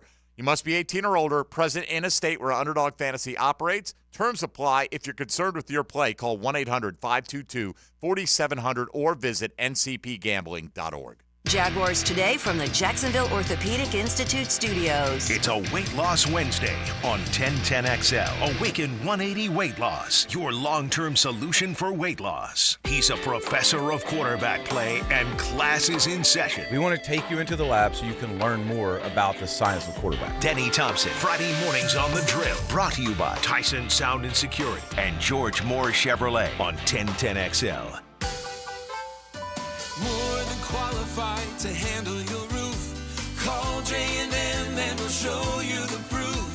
Check with our customers and they all say only one way to go, the J&M way. Hurricane season is now through late October. If your home sustains damage, don't wait. Call us. J&M Roofing, storm restoration specialist. J&M Roofing, under the umbrella. Call 904-337-0509. License number CCC 1331951. SportsForecaster.com has all the data you need to project tomorrow's winners. Register for free and track the performance of all your favorite players and teams, including all your fantasy team picks and prospects. Sports Forecaster has the most detailed player profiles on the web, precise depth charts, every transaction, every injury, every news update. No ranting or raving, no preening or barstool bluster. At SportsForecaster.com, you get the timely info you need for every game. SportsForecaster.com. Sign up for free today. Toilet or shower not draining? Water bill high? So many issues you want to cry? Call Mr. Rooter of Jacksonville. Have your number 2 business serviced by your number 1 plumber. Let us do your dirty work. Call us today. Pastor Joby Martin here with the Church of 1122. We are honored once again to partner with the Boys and Girls Club of Northeast Florida for the Great Futures Weekend, which includes golf and Mackenzie's 5K run at the esteemed TPC Stadium course. Help us continue to honor Mackenzie Wilson's legacy. That's Friday and Saturday, November 17th and 18th. You can golf or you can run. It'll be a great time. Additional info at MackenzieRun.org. Proceeds go to the Boys and Girls Clubs of Northeast Florida. At the First Coast YMCA, you'll find much more than just a gym. We offer many ways to help you be active, reach weight loss goals, and find your inner strength while you connect with your community. Family memberships at the Y include unlimited group exercise classes, childcare while you work out, and youth sports participation. It's easy to join the Y and affordable for all. Plus, the Y is a great place to meet a new circle of friends. Visit the Y near you or online at fcymca.org.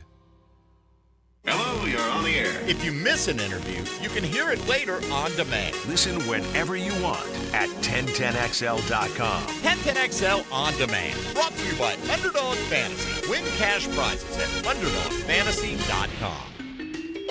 The best time of the year for blue crabs? Right now at the Blue Crab Crab House. They've been open since 1996, and they are a staple here in Duval. Sundays, you have the Bloody Mary specials. Mimosas as well, $2.50 noon until 5 o'clock. Of course, each and every Tuesday, $2 margaritas. Wednesday, $1 oysters. Right off of San Jose on Julington Creek Road, it is the Blue Crab Crab House. Committed to the team. Committed to the mission. At Navy Mutual, we're committed to providing high-quality life insurance to members of the military and their families. So our policies have no fine print and no military service restrictions. We don't work on commission. We're nonprofit, so we pass the savings along to our members. Because at Navy Mutual, our highest commitment is to you. Visit NavyMutual.org. Navy Mutual, insuring those who serve. I-9 Sports inviting the youth of the First Coast to hit the field this fall and play their best ball. Registration now open for fall and winter sports. Just log on to i9sports.com for all the details. Ages 3 and up, making sports fun for kids and convenient for busy families. Brand new locations at Yancey Park on the north side and St. Joe's and St. Augustine. Plus, if you have a full team ready to play, bring them all and register as a team. i9sports.com for kids, fall, and winter sports. Enter promo code 1010 for a discount. Discover the difference that local expertise makes at First Coast Lighting and Fans. Visit their showroom at the Avenues and browse high-quality products to match your desire for elegance, quality, and uniqueness at First Coast Lighting and Fans.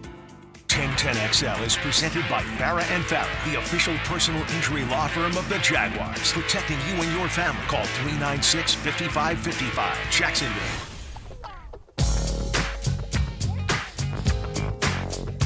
Oh no. Jaguars.com's John Osher. Brought to you by Kingfish Pest Control, proud partner of the Jacksonville Jaguars.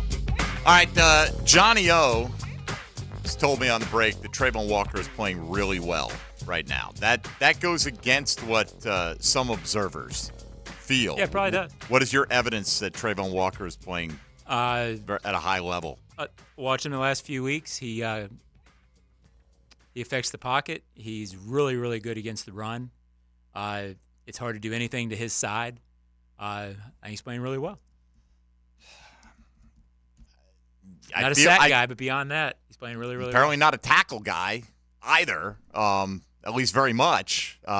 He's not denting the box score at all. How do we know how well he's playing against the run if he's – let me look at some of these numbers here. One tackle. Wrecking ball. Week. That's what Tomlin says.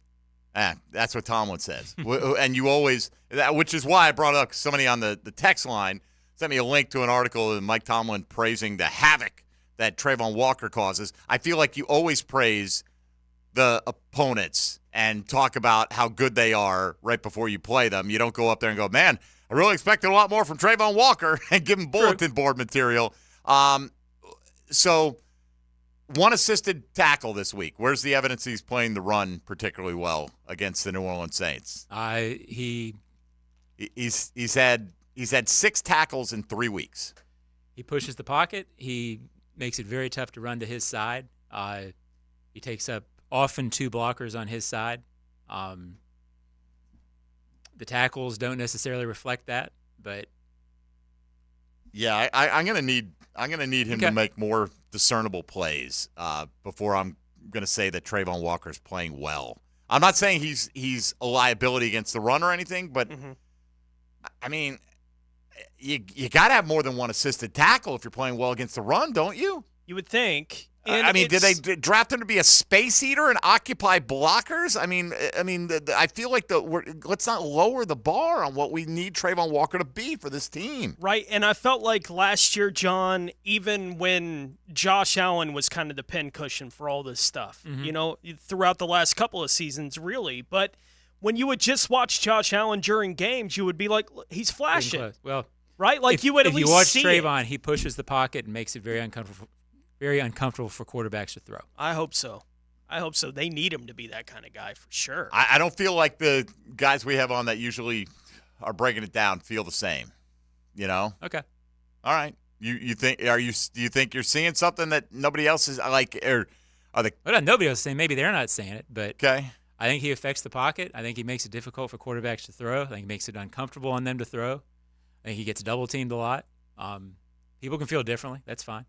Is he getting double teamed a lot? I see him getting chipped. I see him getting double teamed. Yes. Okay, I'd have to see some numbers on that because the numbers I don't see are any production for Trayvon Walker. Honestly, I mean, 2.5 sacks, okay.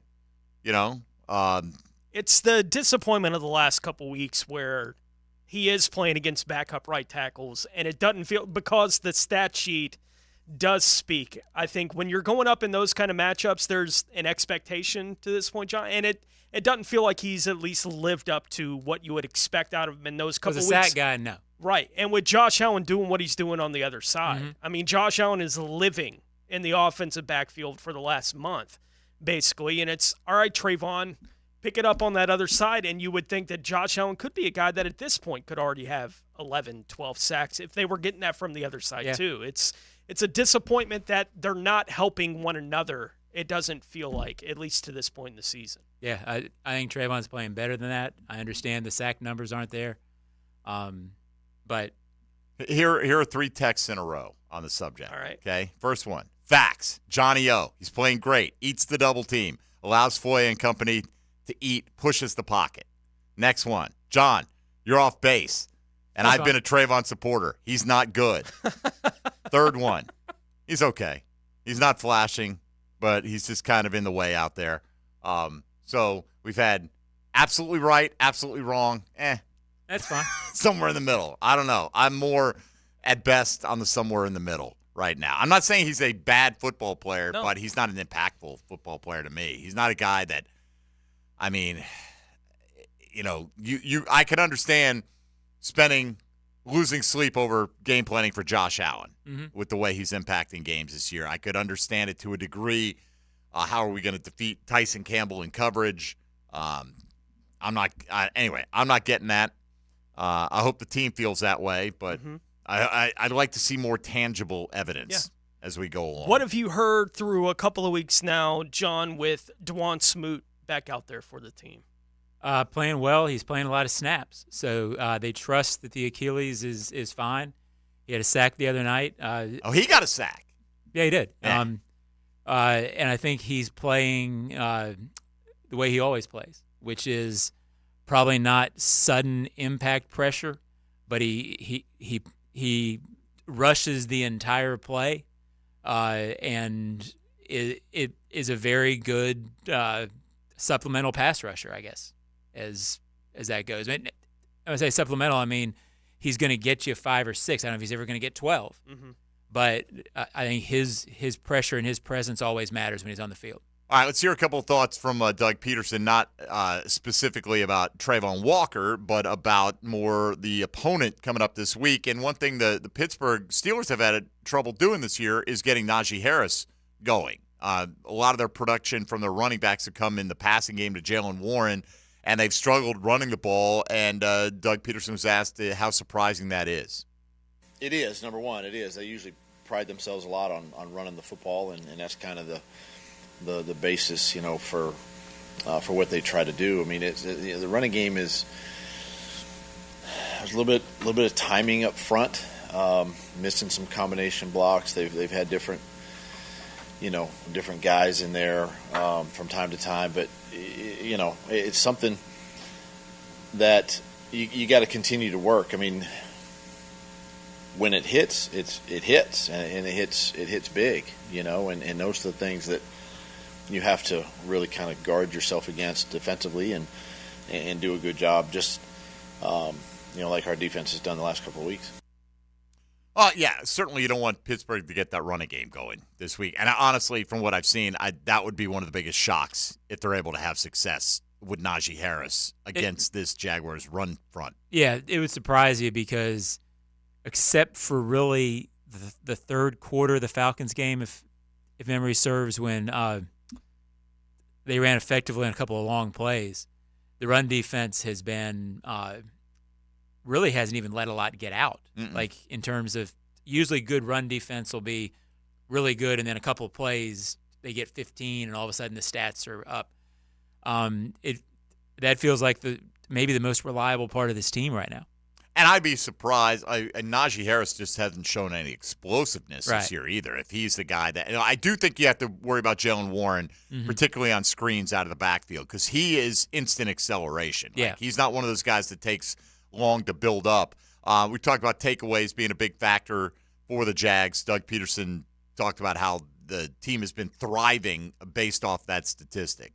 It's big for our team, and it's opportunistic. And the team we're playing this Sunday is the same way, right? When they have 2 or more takeaways, in the last, go back to 22. I mean, they're winning football games. When they have 3 or more sacks, they're winning more of these games, And so it's in the numbers, and so for us we've got to continue that, We do make a point of emphasis during the week, to do that, and at the same time, offensively, we've got to take care of the football.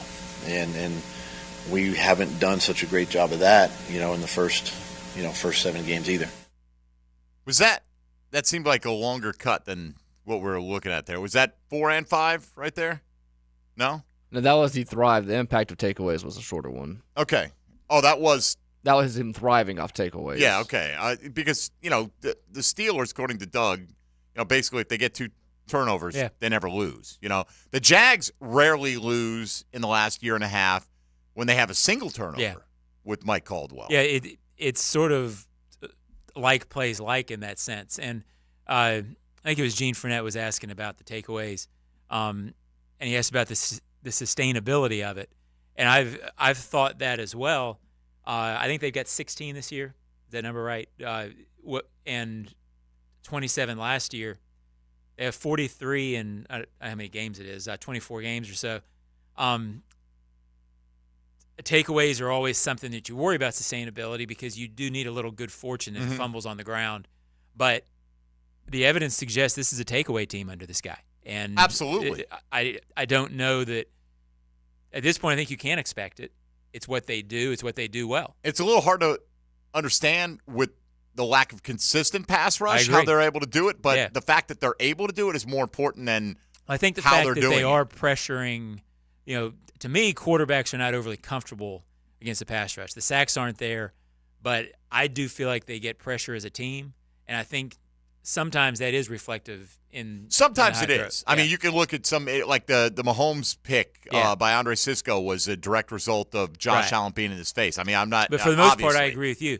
Edge rush, disruption, to me, is usually the equation that gets you turnovers. Big time. With this bunch, they haven't really been that team for a season and a half, and yet they have 43 turnovers. And those numbers on their own turnovers, Jags cannot have the sloppy turnovers that they had. I mean, even Christian Kirk, I get it was forced, but you're getting up. You gotta know they're coming for that football. Oh, it's a momentum sapper. I've always thought that saps away 8 minutes of good football. But the defense has held up in some of those quick change situations this year. And not to look back on the Saints, them. but that's what was remarkable to me the other day. You're down 2-0 in turnovers early, and you're up 14-3. That was the game to me, the fact that they hadn't let him get away from them with that negative turnover ratio. All right, let's let Tony take us on a tour around the National Football League. Now, Gems Around the NFL, brought to you by Beach's Jewelry and Pawn in Jax Beach. Tennessee quarterback Ryan Tannehill did not practice on Tuesday due to an ankle injury. Titans head coach Mike Vrabel said on Tuesday that both Malik Willis and Will Levis would likely play this week if Tannehill is not able to give it a go in Week 8. Reports this morning have said that the team plans on starting Will Levis if Tannehill does not play. Detroit wide receiver Marvin Jones Jr. announced on Tuesday that he was stepping away from the team to take care of personal family matters. The Lions shortly after that released Marvin Jones. The NFL has reduced the suspension for Denver safety Kareem Jackson from 4 games down to 2 on his appeal. Miami has placed offensive lineman Isaiah Wynn on injured reserve with a quad injury. The Arizona Cardinals have placed tight end Zach Ertz on their injured reserve after he suffered a quad strain on Sunday. The New England Patriots have cut defensive end Trey Flowers. Flowers, now 30 years old, did not play a snap for the Patriots this year after signing with them in free agency this offseason. And Kansas City Chiefs wide receiver Justin Ross was arrested on Monday and has been charged with domestic battery and criminal property damage of less than $1,000, according to court records in Johnson County, Kansas. Ross has already pled not guilty to both charges, is due to be in court again on December 4th. The Kansas domestic battery charge that Ross is facing is defined as, quote, knowingly causing physical contact with a person with whom the offender is involved or has been involved in a dating relationship or a family or household member when done in a rude, insulting, or angry manner, end quote. The items in the property damage charge, according to the Shawnee police, include a laptop, a computer monitor, an iPhone, a gold bracelet, and a car key. He originally had been facing a felony charge with damage value exceeding $1,000, but it has since been amended to a misdemeanor and value of less than $1,000. The Chiefs say they are aware of the situation, but offered no comment beyond that. All right, the story on Marvin Jones Jr., hope everything's – don't know what that entails, but hope he's okay. Yeah, I hope so. Good released guy. by the Detroit Lions. Yeah, he was a really good locker room guy here, and just hope for the best for him. All right, we'll come back, and we'll get Johnny O's take on both sides of the ball, who's shown the most improvement for this Jags team from last year to this year and from the beginning of the season till now as well. We'll look at some of your responses as well to the Chad and Sandy real estate question of the day, looking for the most improved Jaguars here in 2023. Mike Dempsey, Tony Smith, John Ogier, and Dylan Denmark. Jaguars Today on 1010XL 92.5 FM. It's another Weight Loss Wednesday. Awaken 180 Weight Loss in the Jacksonville Orthopedic Institute studios, where the pros go. 1010XL is your home for play-by-play on Bishop Kenny football. I'm Coach Krause of the Bishop Kenny Crusaders. It's our district finale on Friday night at the Bowl School. You can catch all the action live on 92.5 FM. Mia here. Believe it or not, the holidays are coming. So why not make the trip to Grandma's house in style and comfort with a little help from my friends at Arlington Toyota. Arlington has over 575 new Toyotas available, and your new Toyota purchase comes with Arlington's lifetime warranty. Arlington even has all makes and models of used inventory. I'm talking over 400 on the lot. You even get Arlington's 30-day exchange program with your pre-owned purchase. Why wait? Shop in person at 10939 Atlantic Boulevard or online at arlingtontoyota.com. Tired of playing defense against your old AC system? Then it's time for a game-changing solution with Bolt City Heating and Air. Their NATE certified techs can tackle the most challenging AC issues. And local family ownership means Bolt City AC can provide fast premium service with a more competitive price. This month, they're offering 0% financing on a new Carrier system with payments starting at just $110 a month. So be cool, be bold, and visit BoltCityAC.com. Do you love sports? Do you also love wings? Enjoy the best wings in Jacksonville in Miramar, Mandarin, and Oakleaf at Players Grill. Watch your favorite teams and enjoy burgers, pizza, salads, and of course, wings. Players Grill, where the neighborhood meets. Experience the Kanaya water system's difference, bringing purity and affordability right to your tap. Say goodbye to hard water woes and hello to clean, soft water for your family. Search KENAI Water Jacksonville. Hot dogs and cool gators. And welcome to Jacksonville for Florida, Georgia. 1010XL's Florida Georgia Talk is brought to you by Ackerman Urology and Cancer Center and Kingfish Pest Control. This is the biggest cocktail party in the world for a reason. Prepare for the return of Valor Bare Knuckle 2, the true bare knuckle boxing platform, as they step back into the limelight for an exciting night of combat sports. Founded by legendary MMA fighter Ken Shamrock, this Friday night at 7 at UNF Arena. Get your tickets today at ValorBK.com or at the UNF Arena box office. Valor Bare Knuckle 2, this Friday, live at UNF Arena. Hey everybody, it's Mike Dempsey here, and guess what? I am sporting a new wardrobe. Not because I've suddenly become a fashion icon, but because my old clothes started looking like tents on me. Thanks to Awaken 180, I lost over 25 pounds, and I'm fitting into sizes I haven't worn in years. And the true magic, my Awaken 180 coach, while other programs might wave goodbye after the initial success, Mandy's still in my corner, and it's all free. Awaken 180 isn't about repeat customers. They're not looking for a sequel, just the original blockbuster success story. In their world, you shed pounds for the last time. Look, it's been 9 transformative years for Awaken 180, and now, Jacksonville, it's our turn to get in on the secret. You want a refreshed, recharged life? Do it with Awaken 180. Medication-like results without the meds. Fast, easy weight loss that will actually last. Call 844-346-1800. That's 844-346-1800, or go online to awaken180weightloss.com. The experts at AMCO have been fixing cars for almost 60 years. Over that time, they've gotten more complex than ever. That's why our techs undergo rigorous training and certifications, so they can fix anything, including the most complicated repairs that come with some of the latest technologies. After 60 years, there's nothing we haven't seen or fixed. It's how we know cars inside and out. Money tight? We can finance almost anybody. Find the AMCO transmissions nearest you at amcojacksonville.com. What defines a hero? Dedication, loyalty, courage. Every day at AMCO, we serve heroes. For over 60 years, we've repaired and maintained the most critical public service vehicles. From complex transmissions to simple brake jobs with flexible financing and the extra safety precautions we need. The heroes we serve don't all wear uniforms. They're people like you. At AMCO, we're proud to serve all of you. AA MCO. Family owned and operated in Jacksonville, Orange Park, St. Augustine, and St. Mary's, Georgia. The Florida Forum welcomes former Duke men's basketball coach Mike Krzyzewski, November 8th. Funds are raised for a Kids Care Mobile ICU, a neonatal and pediatric critical care transport vehicle. Kids Care vehicles and helicopters safely transport more than 2,250 infants and children a year to Wolfson Children's Hospital. Get your tickets by clicking thefloridaforum.com or call 202-2886, 202-2886, or thefloridaforum.com. Why live with foot or ankle pain? If you have persistent pain, numbness, tingling, burning pain on the bottom of your foot, or swelling that doesn't improve with home treatment, it may be time to see Jacksonville Orthopedic Institute. Our foot and ankle specialists have innovative new options to help you get back in the swing of things without persistent pain that slows you down. Call JOI 2000 or go to joionline.net for an appointment. Ackerman Urology is now servicing the Beaches community. If you have elevated PSA, prostate, bladder, or kidney issues, plan to see the experts at Ackerman Urology right away at the new location on Atlantic and Hodges Boulevard.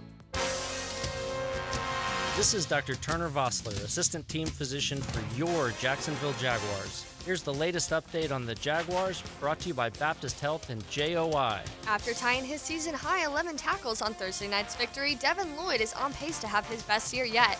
The former first-round pick has shown why he has been selected so high as he continues to dominate each game. NFL analyst Pete Prisco spoke on Lloyd and the improvements he has made so far. He's much, much better, much more active, much more athletic, better in coverage, understands where to go. That was one of his best games, and he looked like he felt confident. I think he's improved immensely in the last 3 weeks. Pete Prisco from Jaguars Happy Hour. I'm Molly McDonald with your Jacksonville Orthopedic Institute Jaguars Update.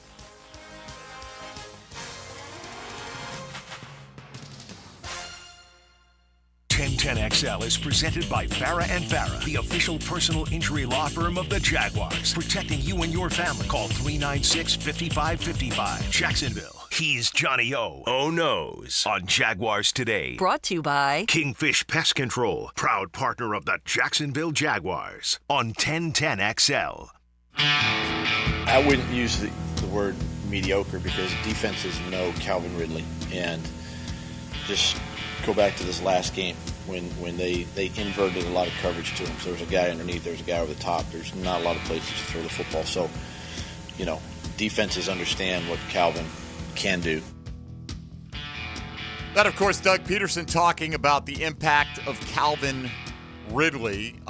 He has 2 100-yard receiving games. He has 4 games where he topped out at 40. I mean, so 5 games where he topped out at 40. How do you feel like he's doing? Well, obviously you'd like to see more consistency, but I guess when I was getting this question over the weekend, I kept thinking, I'm not sure they beat the Bills or the Colts in week 1 without him on the field. especially the Bills game. I thought he was a mammoth difference maker. If you win 2 or 3 games for your team and are that big of a deal in 2 or 3 wins, then I think that's impact, especially considering I still feel like they are trying to figure out how to have him in the offense naturally, if that makes sense. So I think you'll see it be more organic, how they get him the ball as the season continues. So, yeah, you don't want to see, what was it the other day, 1 for 5. I don't think you'll see that again. But I also don't know that they are going to, with so many skilled players on this team, try to force him the ball unduly. So I think he's fine, but I can see why people want more consistency. All right. This one on the text line designed by Lifetime Enclosures. It's going to rain in Pittsburgh. I looked up the forecast. 72% chance of rain on Sunday. Who has the advantage?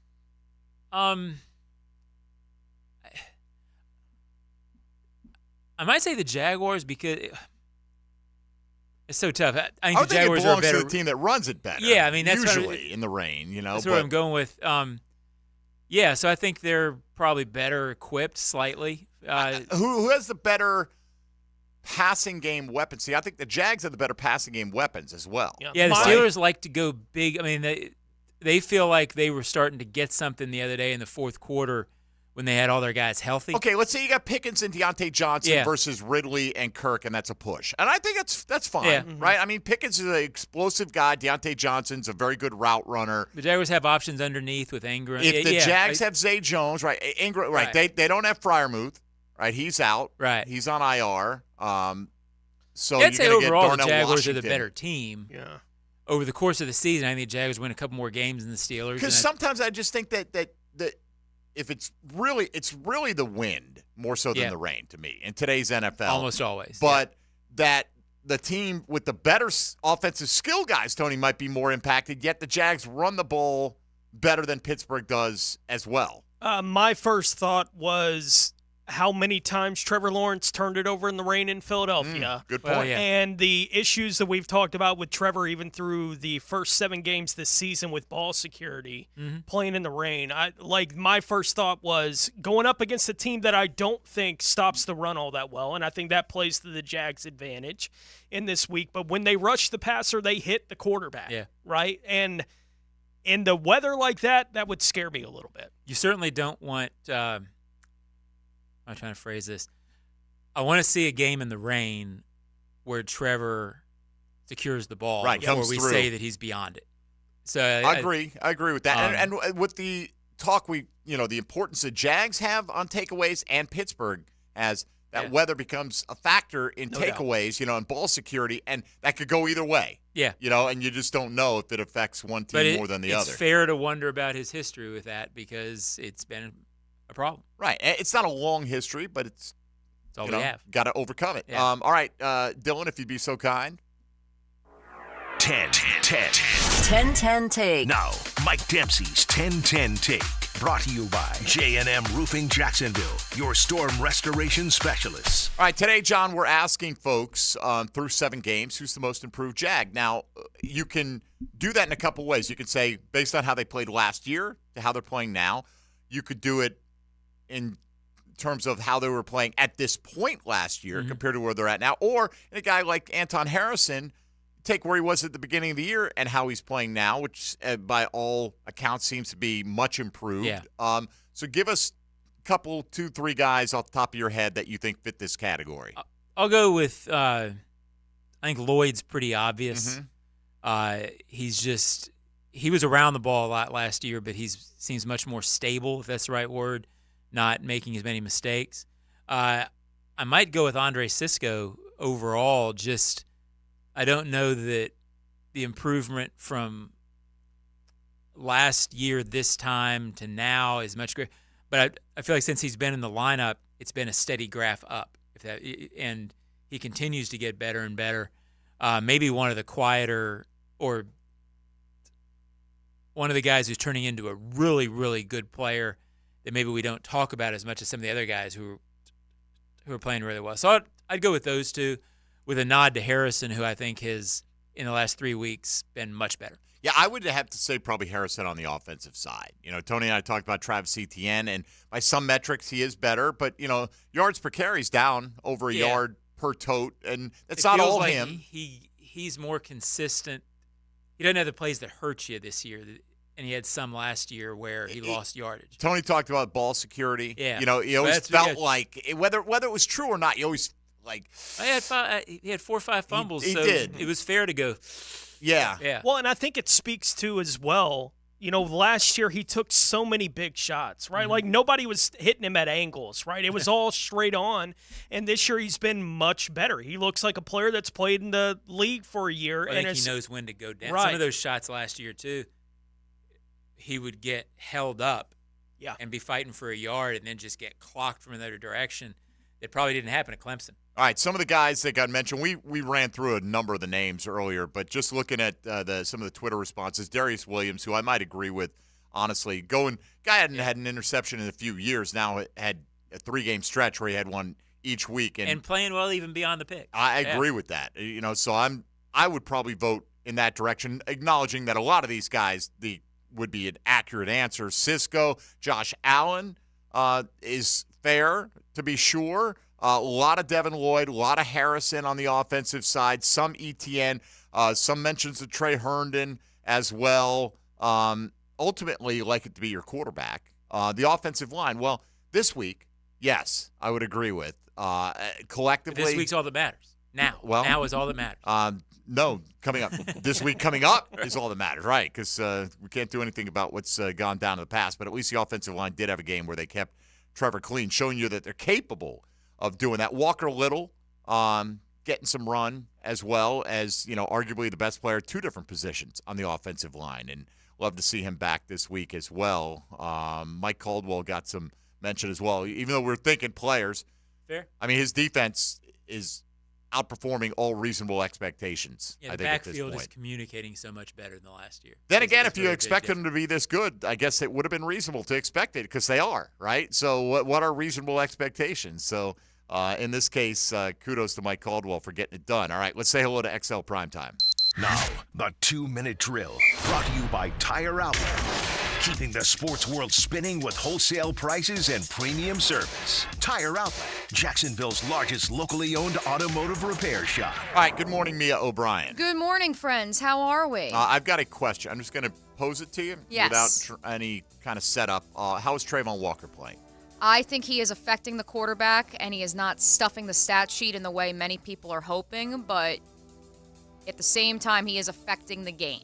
And that's not with sexy stats like sacks. I watched back the game actually. Or tackles. Or tackles. You could argue that. Although how many tackles? Wouldn't have to argue. I mean, want to right. I mean, but the reality is, as an outside linebacker, like, is T.J. Watt racking up tackles like Foye Oluokun is?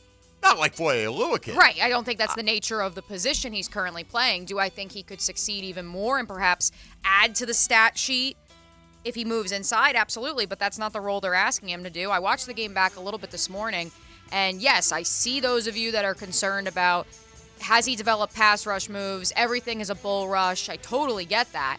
But the reality is this is who you drafted, and you said you were going to develop him into more of a pass rusher. And I don't think that can happen overnight. I understand it's been a year and a half. You would love to have seen a little bit more in that variety. But the same thing that Muschamp said to us on primetime, that so many people at Georgia said, he will affect the game, although not in the sack-getting variety that fans are clamoring for. And you're seeing it. It's unfortunate. It's unfortunate because you want to see something that dazzles the eye. That's not happening. But, as Mike Tomlin alluded to earlier this week, he is impacting quarterbacks. Just not in the way you would probably like it. I think opposing coaches are always going to praise opposing players because they don't want to give you bulletin board Well, he didn't material. go out of his way to praise Darius Williams, who you guys just said is probably the MVP of the defense. I didn't say that he was the MVP. I said he might be the most improved guy on the defense. Okay. All right. So I mean, he didn't praise Foye per se. Did he get asked about them? Nobody singled out when asked about the defense. He went to Trayvon and Josh. So. All right. Yeah. Agree to disagree. Let's just put it that way. My lion eyes. Justice for Johnny O. Justice for Johnny O. I mean, sure. I guess my eyes just don't know football. I guess Anyway, Mia, what do you guys have coming up on the program Jam-packed today? show. We got Edward Waters as head coach coming on at 1:10. Denny Thompson, after being on vacay on Monday, will join us in the 12 o'clock hour today. And, of course, our I-9 high school sports half hour coming up in the 2 o'clock hour, in which we will be joined by Providence head coach and, of course, former Jaguar Mo Williams. All right, there you go. That is a jam-packed show. Thank you. By the way, I wouldn't worry about T.J. Watt's tackle total either because he's got 8 sacks. So if he didn't, and he also had a nice interception this week against the Rams to help him win that game. So if he was doing one or the other, maybe I'd give him a little bit more credit. All right, John, where are we going to catch you in the intervening days before the Jags return to the field on Sunday? I'll be on the Huddle Up podcast with Bucky Brooks at 4 today. Okay. And just trying to figure out this team before we head up to Pittsburgh. What are you working on? Anything in particular for the website? I'm hoping to speak to Travis Etienne for the Ozone podcast. Hasn't confirmed it yet, but we'll see it. We'll see what happens. All right. Good luck. Pack all your glasses. You're going to need them. You got to have all the glasses. You need the rain glasses because apparently it's going to be a little wet. I'm big on rain glasses. Up there. All right. That'll do it for us today. We got Breakfast Bowl with D-Rock tomorrow. So thanks to John Oehser for coming in, all of you out there in Radio Land as well. Appreciate all of you listening to Jaguars Today. For Tony Smith, John Oehser, and Dylan Denmark, I'm Mike Dempsey. We'll be back again tomorrow from 10 to noon here on 1010XL and 92.5 FM. Jaguars Today from the Jacksonville Orthopedic Institute studios. It's a Weight Loss Wednesday on 1010XL.